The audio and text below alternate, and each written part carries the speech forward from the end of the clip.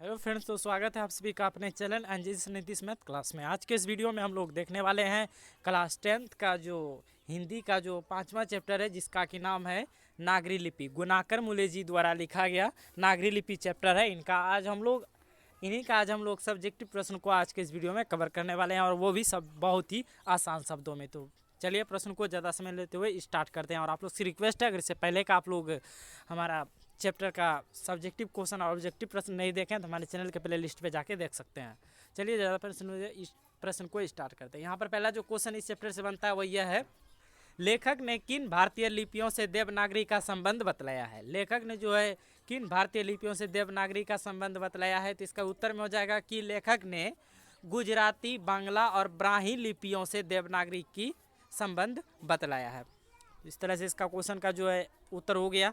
अगला क्वेश्चन हम लोग कर लेते हैं। अगला जो क्वेश्चन वह है, देवनागरी लिपि में कौन कौन सी भाषाएं लिखी जाती है। देवनागरी लिपि में कौन कौन सी भाषाएं लिखी जाती है, तो इसके उत्तर में हो जाएगा कि देवनागरी लिपि में जो है मुख्यतः नेपाली, मराठी, संस्कृत, प्राकृत और हिंदी भाषा लिखी जाती है। चलिए अगला क्वेश्चन हम लोग कर लेते हैं। अगला जो क्वेश्चन यहाँ पर इस चैप्टर से बनता है वो यह है, नागरी लिपि के आरंभिक लेख कहाँ प्राप्त हुए हैं, उनके विवरण दें। नागरी लिपि के जो आरंभिक लेख हैं वो कहाँ से प्राप्त हुए हैं, उनके विवरण दें। तो इसके उत्तर में हो जाएगा विद्वानों के अनुसार नागरी लिपि के आरंभिक लेख विंध्य पर्वत के नीचे के दक्कन प्रदेश से प्राप्त हुए हैं। चलिए अगला क्वेश्चन हम लोग कर लेते हैं। अगला जो यहाँ पर क्वेश्चन बनता है इस चैप्टर से वो यह है, नागरी लिपि कब एक सार्वदेशिक लिपि था। नागरी लिपि कब एक सार्वदेशिक लिपि थी, तो ईसा पूर्व की 8वीं एवं 11वीं सदियों में नागरी लिपि पूरे देश में व्याप्त थी, अतः उस समय यह एक सार्वदेशिक लिपि थी। चलिए अगला क्वेश्चन यहाँ पर करते हैं। अगला जो क्वेश्चन इस चैप्टर से बनता है वह यह है, देवनागरी लिपि के अक्षरों में स्थिरता कैसे आई है।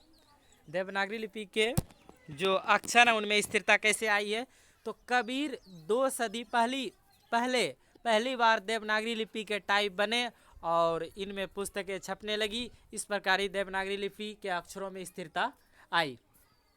चलिए अगला जो क्वेश्चन वही है, उत्तर भारत में किन शासकों के प्राचीन नागरी लेख प्राप्त हुए होते हैं।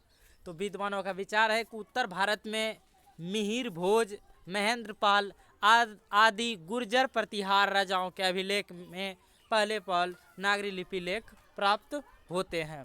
चलिए अगला क्वेश्चन कर लेते हैं। अगला जो क्वेश्चन यहाँ पर वह यह है, 7 नंबर प्रश्न, गुर्जर प्रतिहार कौन थे। गुर्जर प्रतिहार कौन थे, तो इसके उत्तर में हो जाएगा, विद्वानों का विचार है कि गुर्जर प्रतिहार बाहर से भारत आए थे। कहाँ से आए थे, तो बाहर से यह भारत आए थे। ईसा की 8वीं सदी के पूर्वार्ध में अवंती प्रदेश में इन्होंने अपना शासन स्थापित किया और बाद में कन्नौज पर भी अधिकार कर लिया था। मीर भोज, महेंद्रपाल आदि प्रख्यात प्रतिहार शासक थे। समझ गए होंगे इसके उत्तर में किस तरह लिखना। विद्वानों का विचार है कि गुर्जर प्रतिहार जो थे वह बाहर से कहाँ आए थे, तो भारत आए थे। ईसा की 8वीं सदी के पूर्वार्ध में अवंती प्रदेश में इन्होंने अपना शासन अवस्थित किया था। कहाँ पर इन्होंने अपना शासन स्थापित किया था, तो अवंती प्रदेश में इन्होंने अपना शासन स्थापित किया और बाद में कन्नौज पर भी इन्होंने क्या कर लिया, तो अधिकार कर लिया। मीर भोज, महेंद्रपाल आदि प्रख्यात प्रतिहार शासक हुए। इस तरह से इसका उत्तर हो जाएगा। गुर्जर प्रतिहार के बारे में इतना डिटेल्स आपको बहुत हो गया। चलिए अगला क्वेश्चन कर लेते हैं। अगला जो क्वेश्चन यहाँ पर वही है, ब्राह्मी और सिद्धम लिपि की तुलना में नागरी लिपि की मुख्य पहचान क्या है।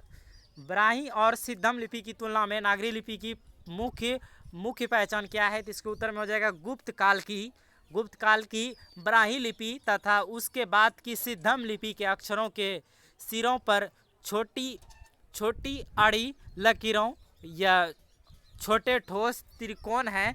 लेकिन नागरी लिपि की मुख्य पहचान यह है कि इनके अक्षरों के सिरों पर पूरी लकीरें बन जाती है और यह सिरों रेखाएं उतनी ही लंबी रहती है जितनी कि अक्षरों की चौड़ाई होती है। चलिए इसका अगला क्वेश्चन हम लोग कर लेते हैं। अगला जो क्वेश्चन यहाँ पर है वह यह है, नागरी को देवनागरी क्यों कहते हैं, लेखक इस संबंध में क्या जानकारी देता है। नागरी को जो है देवनागरी क्यों कहते हैं, लेखक इस संबंध में क्या जानकारी देता है। नागरी नाम की उत्पत्ति तथा इसके अर्थ के बारे में विद्वानों में बड़ा मतभेद है। एक मत के अनुसार गुजरात के नागर ब्राह्मणों ने पहले नागरी लिपि का इस्तेमाल किया, इसलिए इसका नाम नागरी पड़ा। एक दूसरे मत के अनुसार बाकी नगर सिर्फ नगर है, परंतु काशी क्या है, देवनगर है, इसलिए काशी में प्रयुक्त लिपि का नाम क्या रखा गया, देवनागरी लिपि रखा गया। उम्मीद करता हूँ आप लोग को आ गया हो क्वेश्चन ये समझ में। चलिए अगला क्वेश्चन हम लोग कर लेते हैं। अगला जो यहाँ पर क्वेश्चन वही है, नागरी लिपि के साथ साथ किसका जन्म होता है, इस संबंध में लेखक क्या जानकारी देता है। तो नागरी लिपि के संबंध में नागरी लिपि के साथ साथ अनेक प्रादेशिक भाषाओं ने भी जन्म लिया है। 8वीं-9वीं सदी से आरंभिक हिंदी का साहित्य मिलने लग जाता है। इसी काल में आर्य भाषा परिवार की आधुनिक भाषा मराठी, बांग्ला आदि जन्म ले रही थी। चलिए अगला क्वेश्चन कर लेते हैं। अगला जो यहाँ पर क्वेश्चन वही है, नंदी नागरी किसे कहते हैं, किस प्रसंग में लेखक ने उसका उल्लेख किया है। दक्षिण भारत की यह नागर लिपि नंदी नागरी कहलाती थी।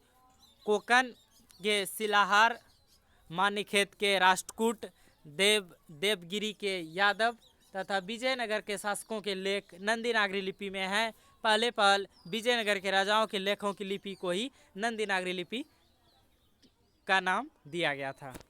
तो इस तरह से इस चैप्टर के जितने भी प्रकार के क्वेश्चन बन सकते हैं, उन सभी क्वेश्चन को आज की वीडियो में कवर हो चुका है। आप लोग से रिक्वेस्ट है, चैनल पहली बार है, चैनल को सब्सक्राइब कर, और इससे पहले का चैप्टर का आप लोग क्वेश्चन नहीं देखा तो हमारे चैनल के प्ले लिस्ट पे जाके देख सकते हैं। मिलते हैं इस तरह के अगले वीडियो में, तब तक के लिए जय हिंद जय भारत।